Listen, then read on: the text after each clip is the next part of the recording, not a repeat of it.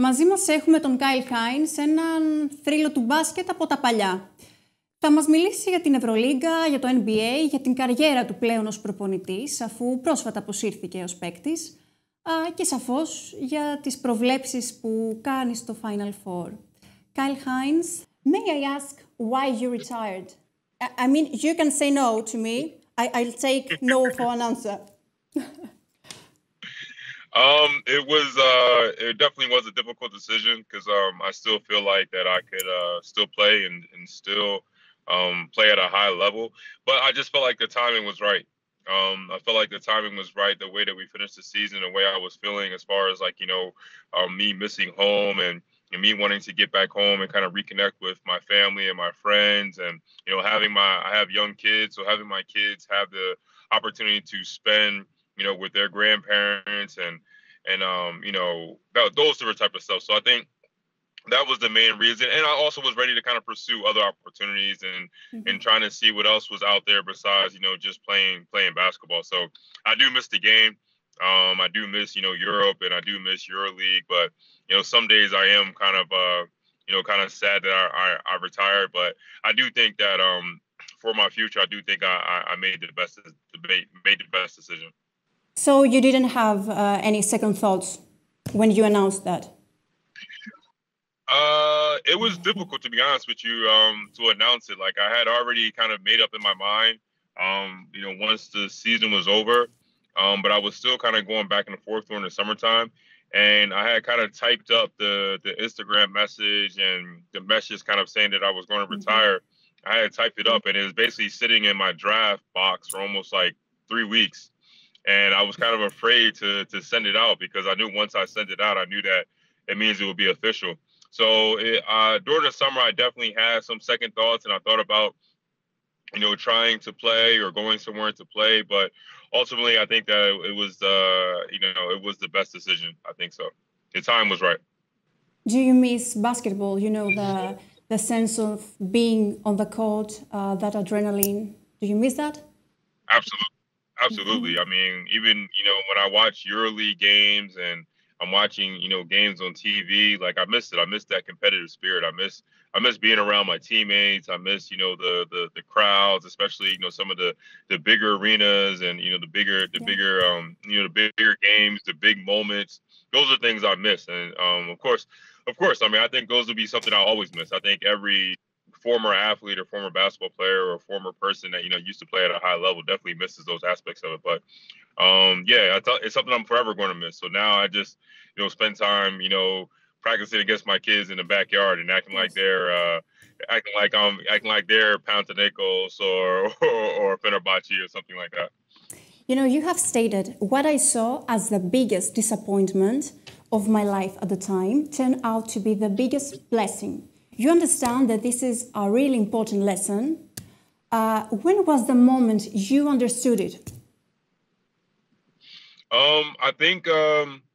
I think after my first season when I played in Italy, the biggest disappointment you're speaking of was like me just not getting drafted and not having the opportunity to play, in the NBA.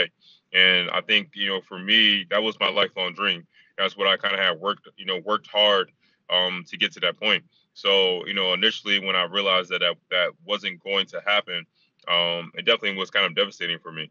But for me to have the opportunity to come overseas, and once I came overseas and I came to Italy, I realized, how great of an opportunity I had there, to play and to live and, all the different things that were in front of me.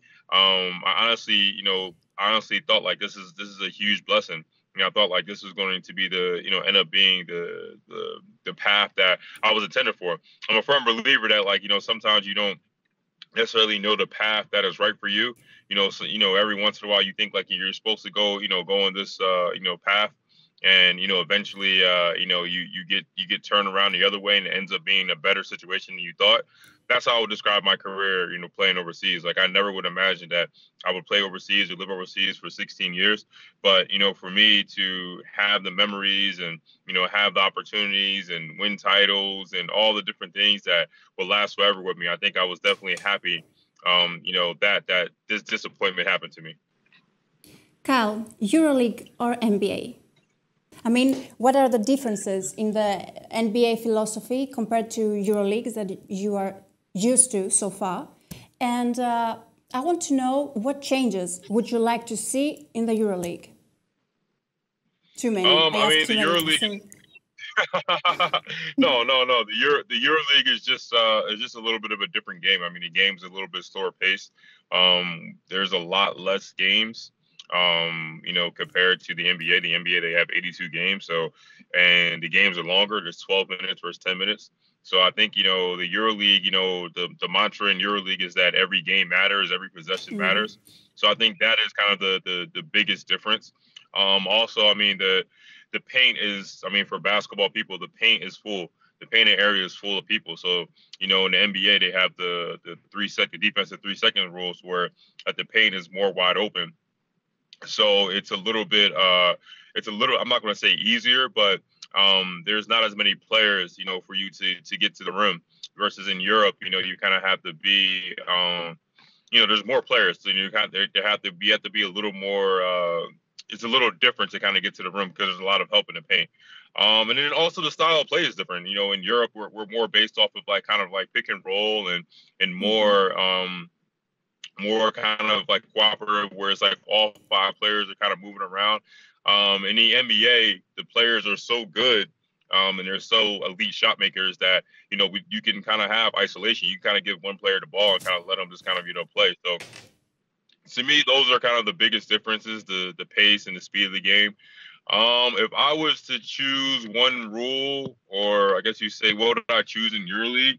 I think I would make the game longer. I think I would make the game, instead of the 10-minute quarters, I'll make the game 12-minute quarters.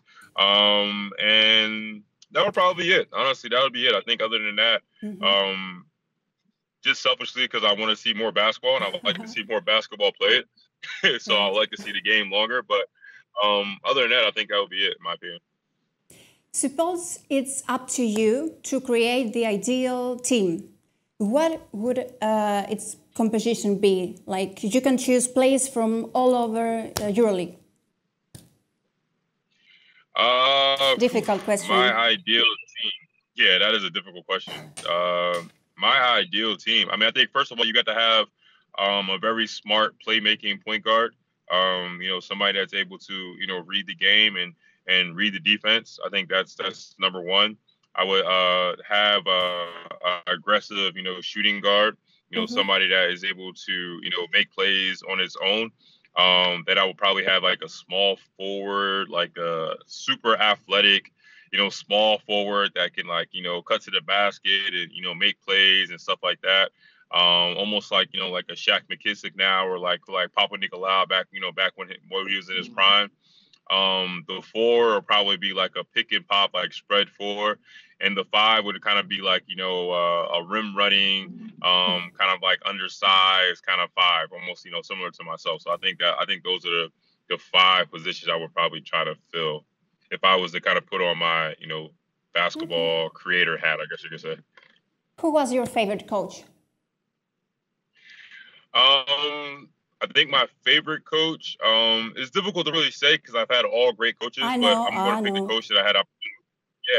I had so many great coaches, but I'm going to pick the coach that I spent the most time with, just because we were with each other for such a long time, and that's Demetrius Itoudis.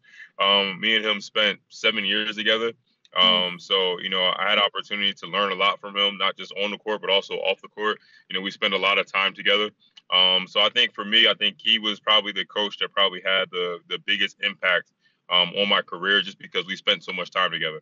We were with each other for such a long time, he's a really good coach. I mean, he's an amazing coach. He's an amazing coach, and I mean, and we were able to win, 2 EuroLeagues and I think 6 Russian VTB championships together. So I think he's been the coach I've had the most success with. So I would say it's hard to pick, but I would say with him because we spent the most time together. Yeah. Okay, speaking about coaches, I want to tell me about Spanoulis. What is your opinion? He is now the head coach of Monaco. Have you guys talked or you contacted him?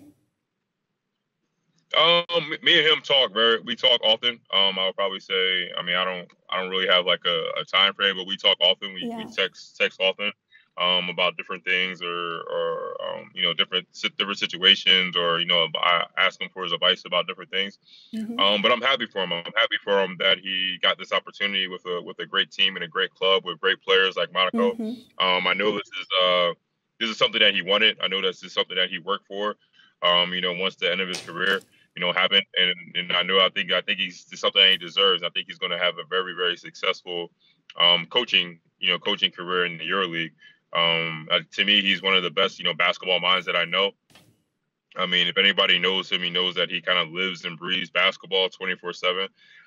He's watching basketball. He's thinking about basketball. He's talking about basketball all the time. So for me, I think he's the perfect coach. And I think the best thing about it is that he's able to, because he's only, you know, 4 or 5 years removed from when he was playing, I think he can still understand and still be able to adapt to the players and have a full understanding of the players and a full understanding of what the players are going through and their mentality. So, yeah, I think he's going to be a really great coach, and I'm really happy for him, and I know he's going to be successful. But you're a coach too, so I want you to tell me how difficult it is from a player to become a coach. I mean, I would say that it's, in my mind, I still act and I still think like as a player. So I think probably the most difficult parts or the most difficult situations is more or less just trying to you know, put yourself in the player's shoes, or trying to explain and trying to explain, you know, philosophies or strategies or different things to the player. You know, when in the past you'd be able to kind of like just kind of go out there and just be an example and kind of show it yourself. So I think that has kind of like been I guess the most challenging part is just kind of just like, you know, not thinking as a player, but kind of thinking as kind of like the holistic point of view of like trying to understand the game from a different side and a different perspective. So I think that's kind of been the challenging part, but I also think that's kind of been like the best part from my perspective. Because like I still like similar to Spanolis and similar to, you know, some of the other players that have you know, began a coaching career. You know, I think that's what makes them be able to have successes, because they still look at the game as a player and they can kind of see it from a different perspective. You know, there is a phrase that parents say to the children, that when you become a parent, you will understand.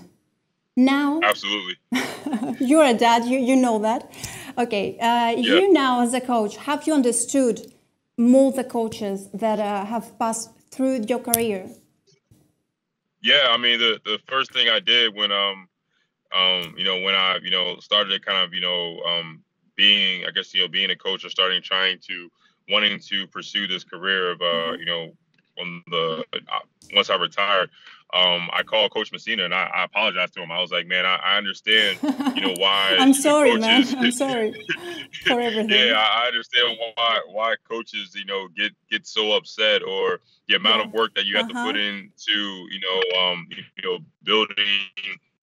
building a game plan or building a philosophy or trying to like do different things, and then, you know, how frustrated you can possibly get, like, you know, when players, you know, mess up or don't do the different things that you thought they would do. So yeah, I think I definitely understand them now. I think, like I said, it's given me a totally different perspective and a totally different understanding of the game. I think now that, like, you know, I'm a much better player now, because I think I see the game differently from both sides rather than just seeing the player. So yeah, I think like I said, I think that saying is could also go for coaches and players as well too.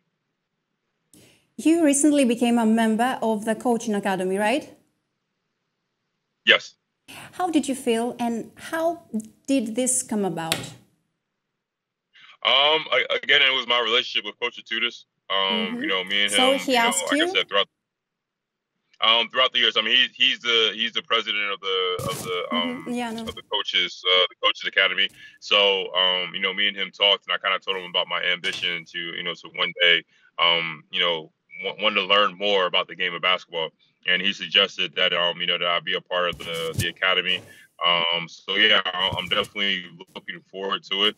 I think it's going to be an awesome opportunity to learn from, so many coaches and from so many different people that I truly look up to kind of see their perspective and kind of see about their process and how they go about the game. So I'm really excited, for this opportunity. I'm really excited that I was able to have the opportunity, because I know, like I said, not many players or not many people, are able to have this, able to, have, Coach Itúdis or Coach Obradovic or, all these different type of coaches that they can actually sit down and learn from. So I'm excited about it. I'm looking forward to, like I said, spending time and learning as much as I possibly can.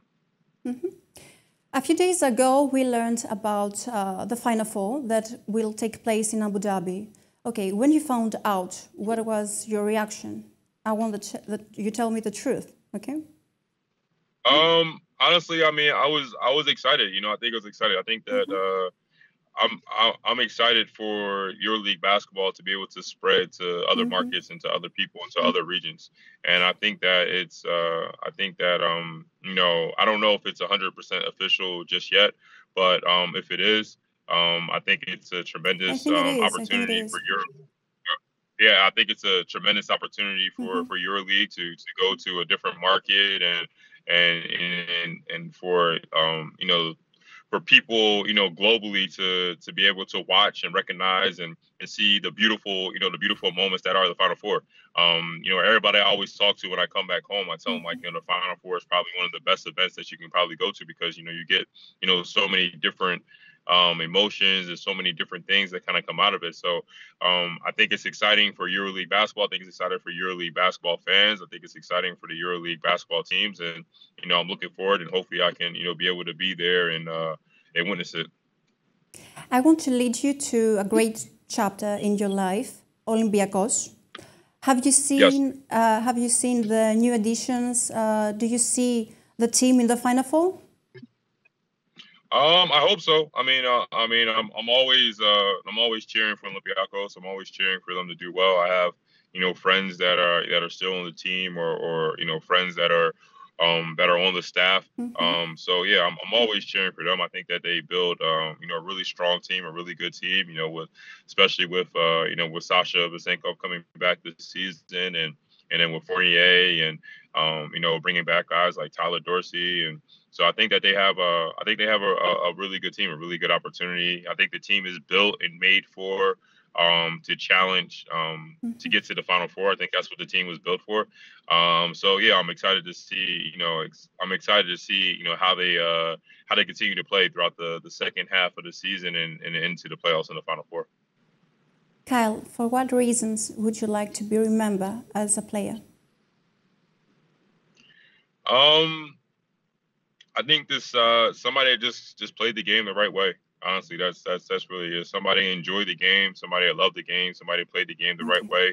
And then somebody that, like every time I stepped on the court, I tried to play as hard as I possibly can and make the game try to be as successful as I possibly can while playing. So it make the best of the opportunities to play. So and then hopefully a winner. That was always a big aspiration of mine.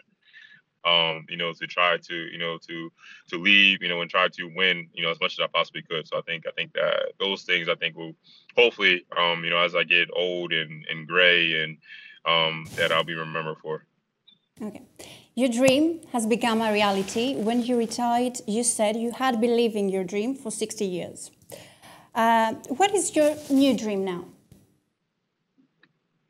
I'm in search of that now, to be honest with you. I'm in search of that now. Just trying to figure out.